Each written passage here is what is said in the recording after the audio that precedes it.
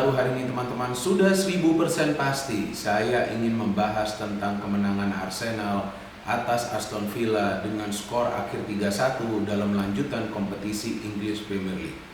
Dalam 7 pertandingan terakhir di semua kompetisi, Arsenal belum terkalahkan teman-teman. Setelah sebelumnya kita tahu di awal musim Arsenal kalah 3 kali berturut-turut tanpa bisa mencetak 1 gol pun. Dan alasan Arteta pada saat itu memang ada beberapa pemain baru yang belum bisa beradaptasi dengan skema permainan yang dia terapkan, dan juga ada cukup banyak pemain inti yang cedera.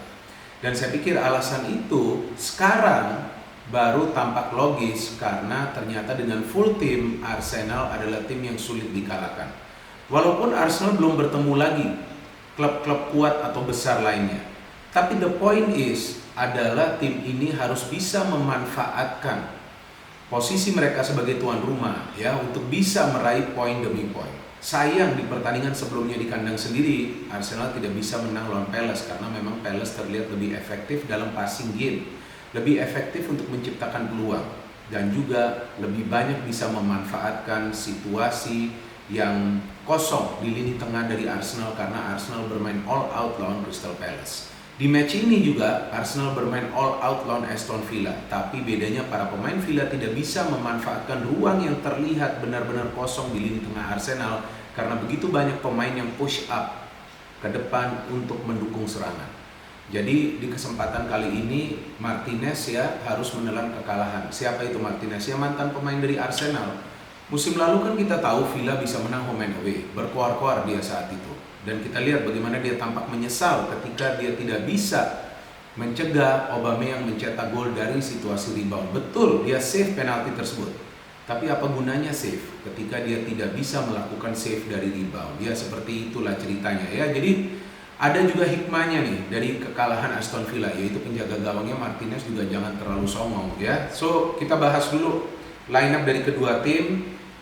Tentu dari tuan rumah dulu ya, line up sangat penting teman-teman ya. Triple B selalu membahas line up ketika punya waktu.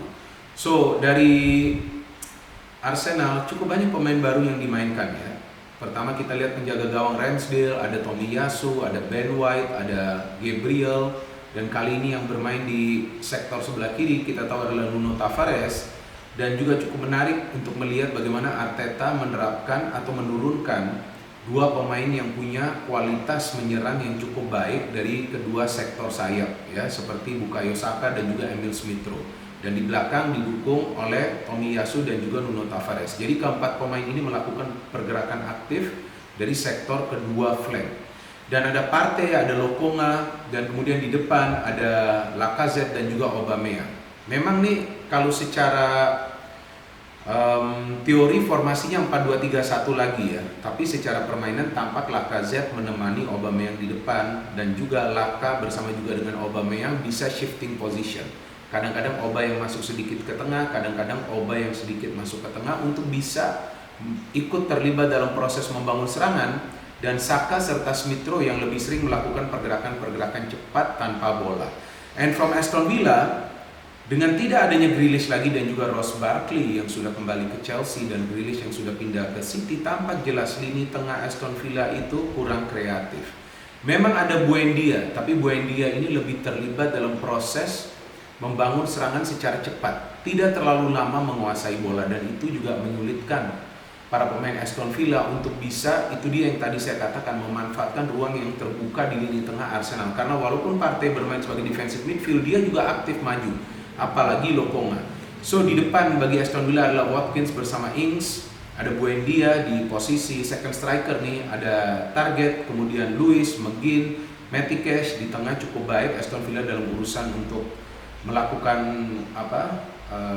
pencegahan ya bagi para pemain Arsenal untuk lewat, tapi dari kedua sektor flank yang tampaknya mereka sulit untuk mengantisipasi pergerakan cepat dari Saka, Rowe, Tomiyasu, atau juga kita tahu Nuno Tavares. Di belakang ada Mings, ada Tuan Zibi, pemain yang dipinjam dari MU, ada Konsa, dan juga ada Emi Martinez. Nah ini yang menarik teman-teman, dari segi formasi Aston Villa mengandalkan 3 pemain di belakang, 3 center back. Artinya tentu ya kita tahu bahwa pelatih dari Aston Villa yaitu Dean Smith sudah mengantisipasi akan ada gerakan-gerakan cepat dari Saka dan juga Emil Smith-Rowe, sehingga ada Target dan juga Cash di posisi wingback. Tapi problemnya ketika Cash dan juga Target juga perlu membantu lini pertahanan. Karena pemain seperti Lacazette dan juga Oba berkali-kali menyerang dari tengah. Nah, itu yang menyulitkan para pemain Villa di defense.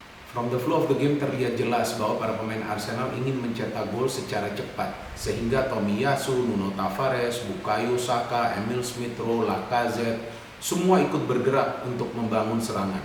Ada juga Lokonga yang ikut membantu serangan, bahkan Thomas Partey pun ikut membantu serangan. Aubameyang sebagai target man memang jelas juga mengganggu konsentrasi dari para pemain Aston Villa. Jadi para pemain Villa itu cukup sulit untuk bisa mengawal gerak-gerik para pemain Arsenal karena yang menyerang jumlahnya jauh lebih banyak. Dan ketika para pemain Villa itu coba untuk melakukan counter, maka sudah ada Partey ataupun Lokonga yang melakukan pressing di tengah. Bahkan Lacazette pun ikut turun ke tengah untuk melakukan pressing. Itu menit ketiga, sayang juga tuh ya, Aubameyang yang melakukan tendangan salto tidak bisa mencetak gol, mendapatkan umpan dari Saka, but then Arsenal can score goal from corner kick. Ya, jarang nih Partey bisa mencetak gol dari corner kick. Ternyata dia mencetak gol mengandalkan sundulan kepalanya, dan kita lihat sebelumnya juga sudah ada Ben White yang coba untuk menyundul, tapi justru bola lebih tepat mengarah kepada Partey, mendapatkan umpan tersebut dari Emil Smith Rowe. Dan saya pikir setelah itu Arsenal akan lebih menurunkan tempo permainan. Ternyata tidak, teman-teman.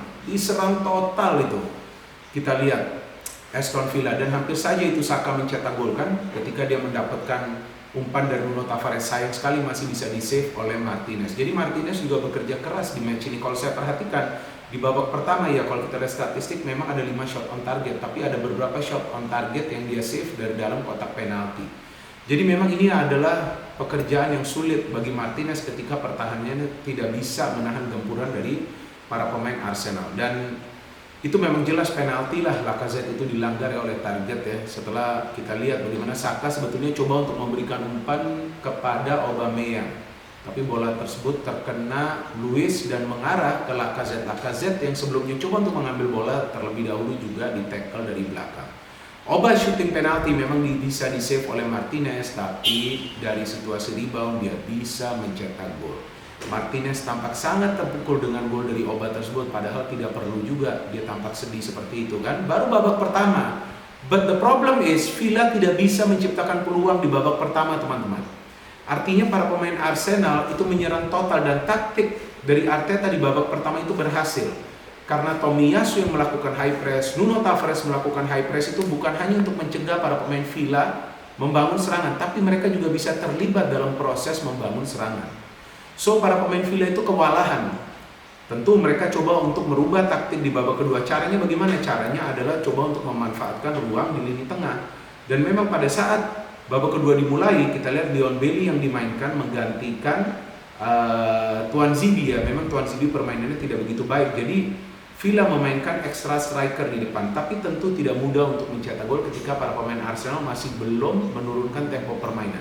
Dan terlihat sebuah build up yang rapi, sebuah gol dari open play yang bisa dicetak oleh Arsenal dengan mengandalkan kerjasama yang baik. Kerjasama itu sangat penting, teman-teman, dalam sebuah permainan sepak bola.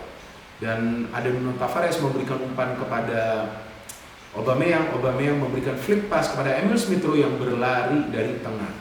Tidak mudah tentunya untuk melakukan sprint seperti itu, apalagi sudah memasuki babak kedua, meskipun masih di awal babak kedua. Dan dia bisa melakukan finishing yang baik meskipun terkena Mings ya tendangannya, tapi kita lihat bahwa dia diberikan gol tersebut dan dia berhasil membawa timnya unggul dengan skor 3-0. Setelah 3-0 baru terlihat para pemain Arsenal sedikit mengendorkan serangan. Dan memang Villa hampir mencetak gol, salah satunya dari Buendia yang cukup baik ya peluangnya, tapi Ramsdale, what a save. Nah ini yang dibutuhkan dari kiper. Ketika timnya mendominasi permainan dan pada saat dia mendapatkan percobaan, dia harus bisa melakukan save. Dan itu yang dilakukan oleh Ramsdale di pertandingan ini. Dari Buendia dia bisa melakukan save yang sempurna, dan kita lihat juga Oli Watkins sebelumnya juga hampir mencetak gol, bisa dia save juga.